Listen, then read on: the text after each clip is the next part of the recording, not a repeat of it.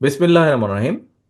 আজকের এই কর্মশালায় উপস্থিত মুন্সিগঞ্জ, মানিকগঞ্জ এবং নরসিংদী জেলার বিএনপি সহ সকল পর্যায়ের অঙ্গ সহযোগী সংগঠনের নেতৃবৃন্দ, সহকর্মীবৃন্দ এবং মঞ্চে 3 জেলায় উপস্থিত মঞ্চে আলোচকবৃন্দ, আসসালামু আলাইকুম। দেখুন, আহ, আমাদের অ্যানি একটু আগে আমার নাম বলার সাথে সাথে বললো যে গুরুত্বপূর্ণ বক্তব্য রাখবো। হ্যাঁ, গুরুত্বপূর্ণ। তবে আমি মনে করি আজকে আপনারা সারাদিন এই 3 জেলার 3,000 মানুষ আপনারা সারাদিন যেই আলোচনাগুলো করেছেন, যেই আলাপ আলোচনা করেছেন, যা জেনেছেন, যা শুনেছেন, যা বুঝেছেন, পুরো বিষয়টি গুরুত্বপূর্ণ। সম্পূর্ণ পুরো বিষয়টি গুরুত্বপূর্ণ। আমাকে যে জিজ্ঞেস করেছেন, কিছু কিছু সহকর্মী আমাকে জিজ্ঞেস করেছেন, সেই বিষয়গুলো গুরুত্বপূর্ণ। প্রত্যেকটি বিষয় কেন গুরুত্বপূর্ণ? এই বিষয়গুলো এই জন্য গুরুত্বপূর্ণ যে এই বিষয়গুলো আমাদের একজন রাজনৈতিক কর্মী বা একটি রাজনৈতিক দল হিসেবে আমাদের মূল সাবজেক্ট কারা? মূল সাবজেক্ট হচ্ছে এই বাংলাদেশের জনগণ। আমরা সেই জনগণকে নিয়ে সারাদিন আজকে আলোচনা করেছি। অর্থাৎ জনগণের ভিতরে বিভিন্ন শ্রেণী আছে। কৃষক আছে, ছাত্র আছে, শ্রমজীবী মানুষ আছে, নারীরা আছেন। কাজেই বিভিন্ন শ্রেণী পেশার মানুষের কে নিয়ে আমরা আলাপ করেছি যে তাদেরকে কিভাবে আমরা একটু বেটার অবস্থায় নিয়ে যেতে পারবো, একটু ভালো অবস্থায় নিয়ে যেতে পারবো। আমার কাছে মনে হয় একজন রাজনৈতিক কর্মী হিসেবে এর থেকে বড় গুরুত্বপূর্ণ ইম্পর্টেন্ট বিষয় আর কিছু নেই।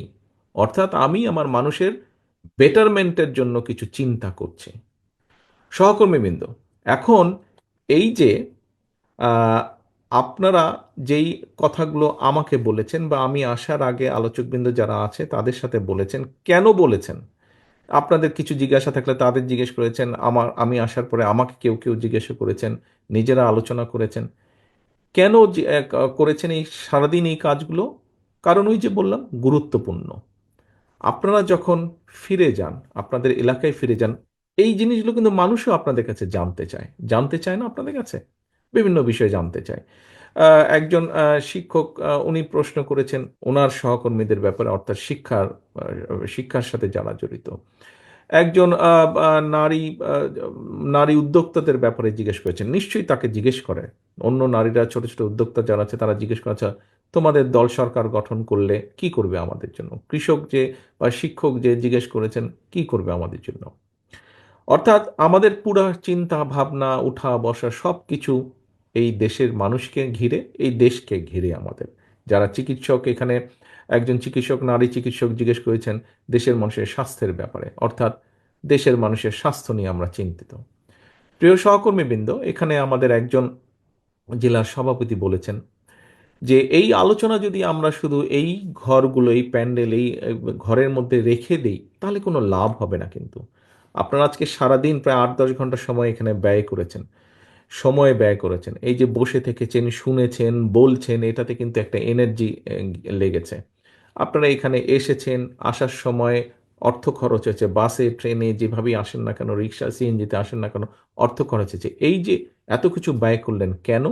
বোঝার জন্য, জানার জন্য। এবং গিয়ে এটি আমরা মানুষকে বলবো, আমাদের যে মূল সাবজেক্ট মানুষ, তাদেরকে বলতে হবে।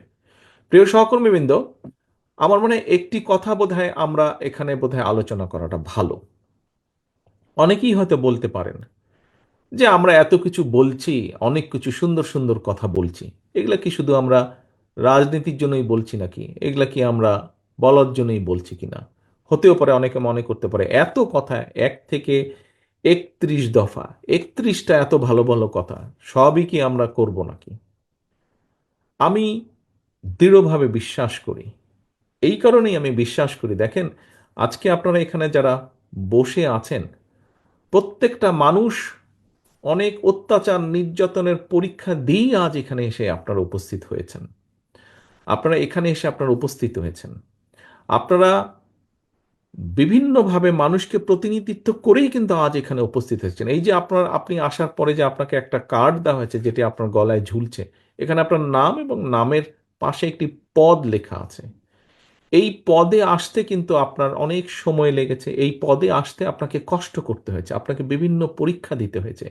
সেটি সাংগঠনিক পরীক্ষাই হোক, সেটি রাজনৈতিক পরীক্ষাই হোক। কম বেশি পরীক্ষা দিয়ে আপনাকে আজকে এই পর্যায়ে এসে দাঁড়াতে হয়েছে। অর্থাৎ আপনি একটা দায়িত্ব, একটা কর্তব্যের পালনের মাধ্যমেই এখানে এসেছেন। এখন প্রিয় সহকর্মীবৃন্দ, যেহেতু আপনি এখানে একটি পরিচয় এসেছেন, একটি দায়িত্বশীল পদ নিয়ে আপনি এখানে এসেছেন এবং আজকে সারাদিন এখানে যোগদান করেছেন, জেনেছেন, কাজেই আমাদের যে মূল সাবজেক্ট, তাদের কাছে আমাদের যেতে হবে। তাদের কাছে গিয়ে তাদেরকে বলতে হবে, জনগণকে, যে আমরা এই করব। বলতেই পারে কেউ যে এতগুলো 31টা দফা করবেন, আপনারা এত কথা বলছেন, এগুলো কি বলার জন্য? দেখুন, আমরা যে বলার জন্য বলছি না, আমরা যে এই কাজগুলো করার জন্যই করছি, তার অনেকগুলো কারণ, উদাহরণ আছে। বিএনপি তো এই দেশে খাল খননের মাধ্যমে পানির সমস্যা যেরকম সমাধান করেছিল, একই সাথে খাদ্য উৎপাদন দ্বিগুণ করেছিল। করিনি আমরা? বিএনপি তো এই দেশ থেকে খাদ্য রফতানি করেছিল। করিনি আমরা? বিএনপি তো বিএনপি তো দেশের নারীদেরকে শিক্ষিত করার জন্য ইন্টারমিডিয়েট ডিগ্রি পর্যন্ত পড়ালেখা ফ্রি করে দিয়েছিল। বিএনপি তো এই দেশের এই দেশের ভবিষ্যৎ প্রজন্মকে শিক্ষিত করার জন্য, শিক্ষাকে উৎসাহিত করার জন্য শিক্ষার বিনিময়ে খাদ্য কর্মসূচি শুরু করেছিল। আজকে বাংলাদেশে বড় দুটো যেই সরকারই আসে, সেই নিশিরাতের সরকারই হোক, অন্তর্বর্তীকালীন সরকারই হোক, যেই দুইটি সাবজেক্ট নিয়ে বড়াই করে, একটি হচ্ছে প্রবাসী বা প্রবাসীদের রেমিটেন্স, আরেকটি হচ্ছে গার্মেন্ট শিল্প। দুটিই তো বিএনপি করেছিল এই দেশের স্বার্থে, এই দেশের মানুষের স্বার্থে। এই যে যেই স্বৈরাচার পালিয়ে গেছে দেশ থেকে, এরা যখন 96 সালে ক্ষমতায় আসলো, সেই সময় এসে তারা সংসদে দাঁড়িয়ে বলতে বাধ্য হয়েছিল যে 91 সালের বিএনপি সরকারের সময়, দেশনেত্রী খালেদা জিয়ার বিএনপি সরকারের সময় দেশে 80,000, ছোট বড় 80,000 কলকারখানা স্থাপিত হয়েছিল। সেটা তো বিএনপির সময় হয়েছিল। আমাদের সময়ই আমাদের সময় তো আমাদের বিরুদ্ধে সংবাদপত্র কত কি লিখেছে। আমাদের সময় সংবাদপত্র আমার বিরুদ্ধে, ম্যাডামের বিরুদ্ধে, দলের বিরুদ্ধে, দলের বহু নেতাকর্মীর বিরুদ্ধে লিখেছে। কিন্তু আমরা বলেছি যে আমরা বাক স্বাধীনতায় বিশ্বাস করি। যখন আমরা এর আগে দেশ পরিচালনায় ছিলাম, আমাদের সময় তো পত্রিকার সম্পাদকদের বিরুদ্ধে শত শত মামলা হয়নি, যেমন আমাদের বিরুদ্ধে, আমাদের নেতাকর্মীদের বিরুদ্ধে হয়েছে। একইভাবে যদি বলতে হয়, কোথায় আমরা যখন দেশ পরিচালনার দায়িত্বে ছিলাম, তখন কি গুম খুন হয়েছিল? আমাদের স্থায়ী কমিটির সদস্য যেন সালাউদ্দিন আহমেদকে ধরে নিয়ে সীমান্তের ওপারে ফেলে দেখা হয়েছে। আমাদের ইলিয়াস আলী সংসদ সদস্য সহ আমাদের শত শত নেতাকর্মীকে গুম করা হয়েছে, খুন করা হয়েছে। কোথায়? বিএনপির সময় কি এরকম হয়েছে? বিএনপির সময় তো এরকম হয়নি। কারণ আমরা গণতন্ত্রে বিশ্বাস করি, আমরা বাক স্বাধীনতায় বিশ্বাস করি। আমরা অতীতে এই কাজগুলো করে এসেছি। অতীতে যেহেতু আমরা এই কাজগুলো করে এসেছি, শিক্ষার জন্য কাজ করে এসেছি আমরা, প্রমাণ আছে। খাদ্য উৎপাদনের জন্য কৃষকদের জন্য কাজ করে এসেছি, প্রমাণ আছে অতীতে। আমরা দেশের নারীদের স্বাধীনতার জন্য কাজ করেছি, তার প্রমাণ আছে। দেশের শিল্প উৎপাদন বাড়ানোর জন্য শিল্প প্রতিষ্ঠা করা হয়েছে বিএনপি সরকারের সময়, তার প্রমাণ আছে। যেহেতু আমরা অতীতে, আমরা যখন দায়িত্ব পেয়েছি, আমরা ভালো কাজ করার চেষ্টা করেছিও বহুলাংশে, তার প্রমাণ আছে। এবং এটিই প্রমাণ করে যে ভবিষ্যতে আমরা সুযোগ পেলে ইনশাল্লাহ আমরা এই 31 দফা পর্যায়ক্রমিকভাবে বাস্তবায়ন করব। এখন প্রিয় সহকর্মীবৃন্দ, এখন প্রিয় সহকর্মীবৃন্দ, এই 31 দফা বাস্তবায়নে আমাদেরকে সবচেয়ে বেশি সহযোগিতা কে করবে বলে আপনাদের কাছে আমার জিজ্ঞাসা, কে করবে বলে আপনারা মনে করেন? কে করবে? বাংলাদেশের জনগণ। আমরা যদি 31 দফা, যাই 31টা দফা নিয়ে আপনারা আজকে সারাদিন আলোচনা করলেন, বাই দ্য ওয়ে এখানে আরেকটি কথা বলি, এই 31 দফা কিন্তু শুধু বিএনপির কথা নয়। বিএনপি প্রথমে 27 দফা দিয়েছিল। পরবর্তীতে বাংলাদেশের যে রাজনৈতিক দলগুলো, যতগুলি রাজনৈতিক দল আমাদের সাথে যুগপৎ আন্দোলনের সংগ্রামে ছিলেন এই স্বৈরাচারকে বিদায় করার ক্ষেত্রে, পরবর্তীতে আমরা সবগুলো রাজনৈতিক দলের সাথে আলোচনা করেছি এবং তাদের কম বেশি সম্মিলিত একটি মতামতের প্রতিফলন হচ্ছে এই 31 দফা। তো এখন প্রিয় সহকর্মীবৃন্দ, এই 31 দফাকে যদি বাস্তবায়ন করতে হয়, এই 31 দফা নিয়ে আপনারা আজকে সারা দিন আলোচনা করেছেন। 31 দফার মধ্যে আমরা আগেও বলেছি এই 31 দফাই শেষ না। কোনো ব্যক্তি, কোনো সংস্থা, কোনো সংগঠন, কোনো দল যদি 31 দফার বাইরেও কোনো কিছু ভালো দেন, কোনো প্রস্তাবনা ভালো দেন, কোনো কিছু ভালো উপস্থাপন করেন যেটি মনে হবে যে দেশের মানুষের জন্য সাহায্য করবে, আমরা অবশ্যই সেটিকে গ্রহণ করবো। এটি ওপেন ব্যাপার, এটি কোনো ধর্মীয় গ্রন্থ না যে এটি একদম 31 দফায় এসে ফিক্সড হয়ে গেল। এটি যদি অন্য বেটার কিছু থাকে অবশ্যই আমরা গ্রহণ করব। আমাদের দফার মধ্যেও কোনো দফা আছে যেটিকে একটু পরিবর্তন করলে যদি বেটার হয়, এরকম যদি কেউ প্রস্তাবনা দেন, আমি সেটিকেও গ্রহণ করব। কিন্তু বিষয় হচ্ছে এই 31 দফাকে যদি বাস্তবায়ন করতে হয়, এই 31 দফা নিয়ে আপনারা সারাদিন যে আলোচনা করলেন, আপনাদের কম বেশি আপনারা তো দেখেছেন গত 8-10 ঘন্টা আপনারা এখানে বসে আছেন, নিশ্চয়ই প্রত্যেকটা পেজ আপনারা উল্টিয়েছেন, উল্টিয়েছেন না? আপনারা প্রত্যেকের হাতে আপনাদেরকে যে ফাইল দেওয়া আছে তার মধ্যে কিন্তু এই ছোট বইটি আছে, এবং আপনারা কম বেশি দেখেছেন আলোচনার ফাঁকে ফাঁকে। আপনাদের কি মনে হয় যে 31 দফা যদি বাস্তবায়িত হয়, তাহলে কিছু হলেও দেশের যে চিত্র, যে হতাশামূলক চিত্র এখন আমরা দেখতে পাই, সেটি পরিবর্তিত হবে, একটি হলেও দেশ বেটার হবে? আপনারা কি এর সাথে একমত? আপনারা কি একমত এর সাথে? আপনাদের কথা তো শুনতে পাচ্ছি না, হাত তুললে আমি বুঝবো যে আপনারা একমত, আপনারা যদি হাত তুলেন। ধন্যবাদ। আমি দেখছি 3টা জেলার সকল নেতৃবৃন্দ হাত তুলেছেন। তাহলে সহকর্মীবৃন্দ, আপনারা যদি মনে করেন এই 31 দফার কাজ আমরা শুরু করলে, আমরা যখন ইনশাল্লাহ সুযোগ পাবো, আল্লাহর রহমতে দেশের মানুষের সমর্থন নিয়ে আমরা সরকার গঠনের সুযোগ পেলে, আমরা 31 দফা নিয়ে যখন কাজ শুরু করব, তাহলে আমরা অবশ্যই একটি পরিবর্তন, ভালো পরিবর্তন দেখব, যা জনগণের পক্ষে যাবে, যা দেশের পক্ষে যাবে। কিন্তু ঘুরে ওই এক জায়গায়, এই 31 দফা আমরা তখনই বাস্তবায়ন করতে পারবো যখন আমরা দেশের মানুষের সমর্থন পাব আমাদের পক্ষে, 31 দফার পক্ষে। এখন তাহলে এই 31 দফা যদি আপনারা মনে করেন বাস্তবায়ন করা উচিত, আপনারা কি মনে করেন উচিত? আচ্ছা, ধন্যবাদ। যদি আপনারা মনে করেন, আমি ধরে নিচ্ছি সবাই সিনসিয়ারলি বলছেন যে উচিত, সবাই সিনসিয়ারলি অনেস্টলি বলছেন আপনারা, আমি এটা ধরে নিচ্ছি। আচ্ছা, যদি আপনারা মনে করেন, তাহলে আমাদের যে মূল সাবজেক্ট, যাদের সহযোগিতা ছাড়া আমরা 21 দফা বাস্তবায়ন করতে পারবো না, সেই জনগণ, এই জনগণের কাছে আপনাদেরকে যেতে হবে। আপনাদেরকে যে কোনো মূল্যে জনগণের কাছে যেতে হবে। ছোটবেলায় স্কুলে যখন যেতাম, স্কুলে যখন পড়তাম, তো তখন তো সেই সময়ে 5 টাকা অনেক টাকা, বিশাল কিছু। 5 টাকা, ওই 4 টাকা 5 টাকা, 1 টাকার জন্য 1 টাকা দিয়ে অনেক 100 বিস্কুট পাওয়া যেত একসময়, আমরা যখন স্কুলে ছিলাম একদম। তো এখন ওই 1 টাকা 2 টাকার জন্য কিন্তু অনেক সময় বায়না ধরতাম স্কুলে টিফিনের সময়, ক্যান্টিনে গিয়ে কিছু কিনে খাবো, তখন কিনে খাওয়া, বন্ধু বান্ধবকে একটু দেওয়া, এটা একটা বাহাদুরির ব্যাপার ছিল। কিন্তু ওই 1 টাকা 2 টাকার আদায় করার জন্য মায়ের পিছে বনবন বনবন বনবন করে সারাটা দিন ঘুরতে হতো, 1 টাকা 2 টাকার জন্য। প্রিয় সহকর্মীবৃন্দ, আপনাদেরকে এই 31 দফার পক্ষে সমর্থন নেওয়ার জন্য, 31 দফার পক্ষে, আপনার পক্ষে, আপনার দলের পক্ষে সমর্থন নেওয়ার জন্য আপনাদেরকে, এখানে উপস্থিত প্রতিটা নেতাকর্মী, ডাজেন্ট ম্যাটার আপনি মূল দলের নেতাকর্মী নেতা কিনা, অথবা আপনি অঙ্গ সহযোগী সংগঠনের নেতাকর্মী কিনা, দিন শেষে আপনি বিএনপির লোক, এটাই হচ্ছে আপনার মূল পরিচয়।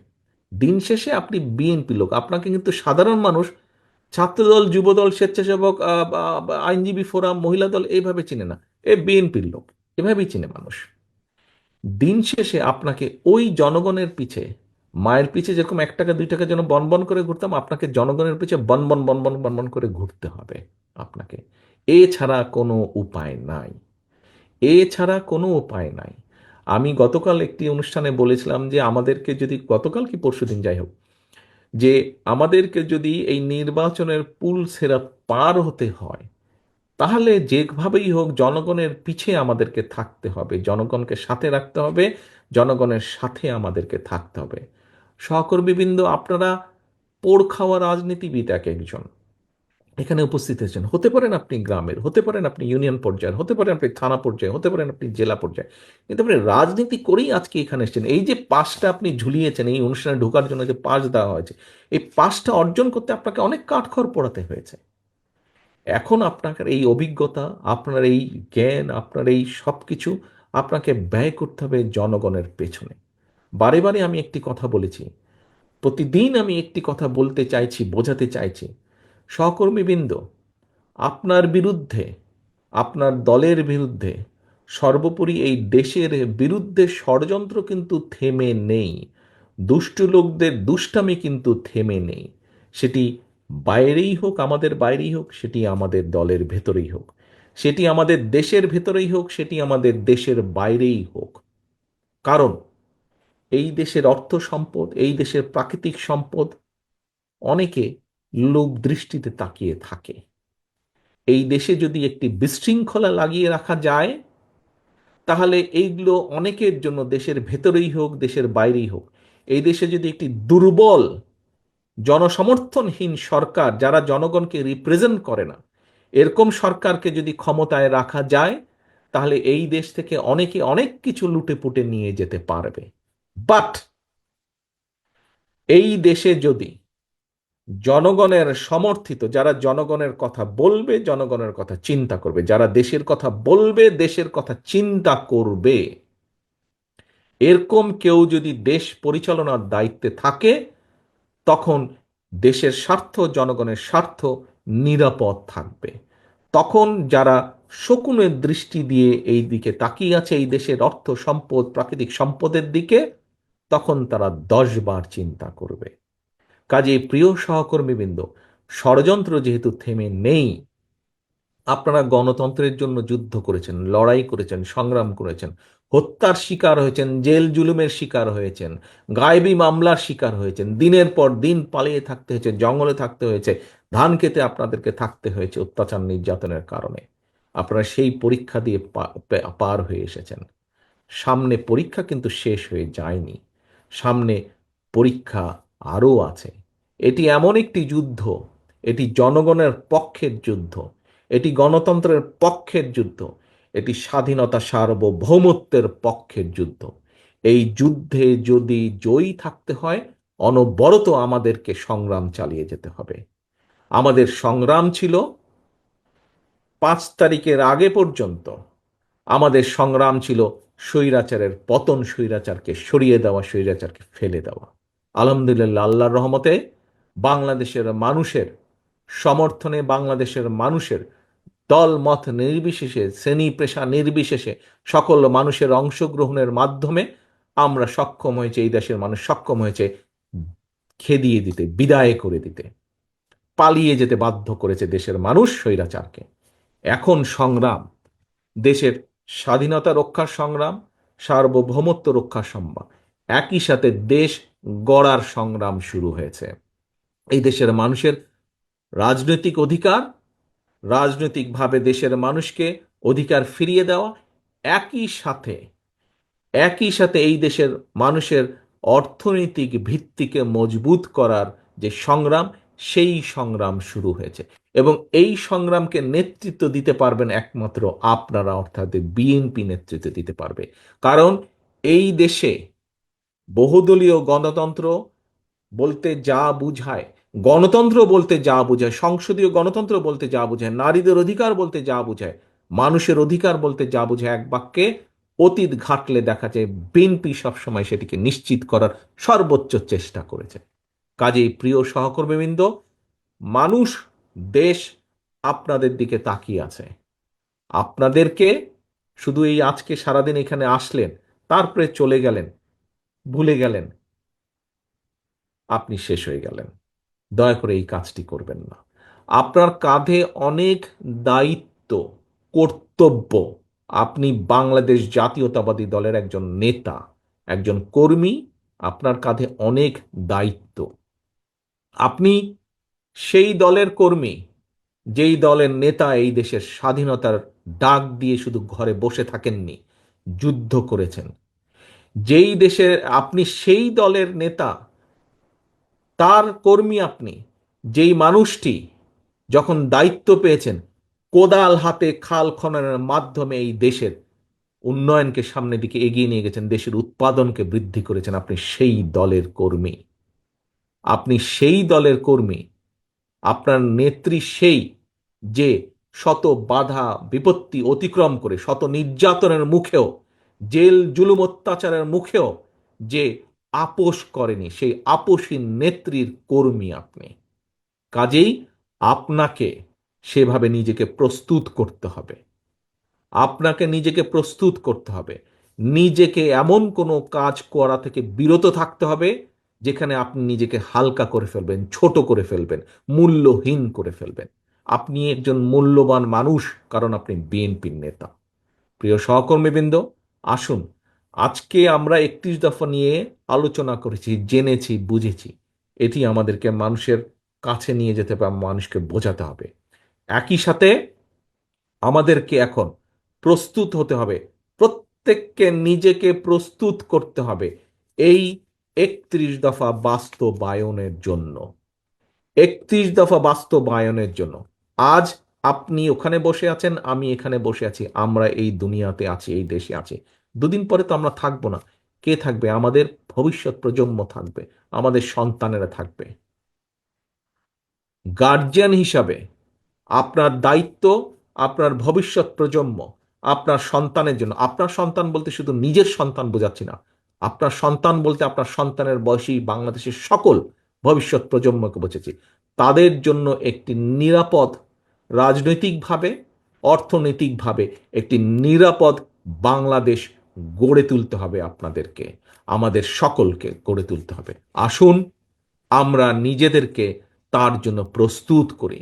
সহকর্মীবৃন্দ, এই প্রস্তুতি কিন্তু খুব সহজ ব্যাপার নয়। এই প্রস্তুতি অত্যন্ত কঠিনভাবে প্রস্তুতের, এটা অনেক কঠিন কাজ। কাজেই সেই কঠিন কাজটি জন্য আমাদেরকে প্রস্তুত হতে হবে। আমি দৃঢ়ভাবে বিশ্বাস করি বাংলাদেশ জাতীয়তাবাদী দলের প্রত্যেকটি নেতা কর্মী এই দায়িত্ব পালনে প্রস্তুত। এটি আমার বিশ্বাস। এখন এটি হচ্ছে প্রমাণের বিষয়। প্রমাণ আপনাদেরকে করতে হবে। নেতা দলের কর্মী হিসাবে দলের কাছে এটি আপনাদেরকে প্রমাণ করতে হবে, এবং একজন রাজনৈতিক কর্মী হিসাবে, বিএনপির কর্মী হিসাবে জনগণের সামনে আপনাদেরকে এটি প্রমাণ করতে হবে। কাজে আসুন আমরা প্রস্তুত হই দেশ গঠনের জন্য। আসুন আমরা নিজেদেরকে প্রস্তুত করি ভবিষ্যতের সেই বাংলাদেশটিকে গড়ে তোলার জন্য, যেই বাংলাদেশটি গড়ে তোলার জন্য গড়তে গিয়ে শহীদ রাষ্ট্রপতি জিয়াউর রহমানকে হত্যা করা হয়েছে। যেই বাংলাদেশটিকে, জনগণের প্রত্যাশিত যেই বাংলাদেশটি থেকে গড়তে গিয়ে দেশনেত্রী খালেদা জিয়াকে মৃত্যুর মুখ থেকে ফিরে আসতে হয়েছে, তার বিরুদ্ধে ষড়যন্ত্র হয়েছে, তাকে হত্যার পর্যন্ত প্রচেষ্টা করা হয়েছে। আমরা এত কিছুতেও দমিনি। আসুন আমরা সকলে ঐক্যবদ্ধ থাকলে, আমরা নিজেদেরকে সংযত রাখতে সক্ষম হলে, অবশ্যই আমরা শহীদ জিয়ার, খালেদা জিয়ার, সর্বোপরি বাংলাদেশের জনগণের সেই প্রত্যাশিত বাংলাদেশ গড়তে আমরা সক্ষম হব ইনশাল্লাহ। আর সেই প্রত্যাশা রেখে, সেই প্রতিজ্ঞা নিয়ে আজকে আমি আমার বক্তব্য শেষ করছি। আল্লাহ হাফেজ। বাংলাদেশ জিন্দাবাদ। বাংলাদেশ জাতীয়তাবাদী দল জিন্দাবাদ।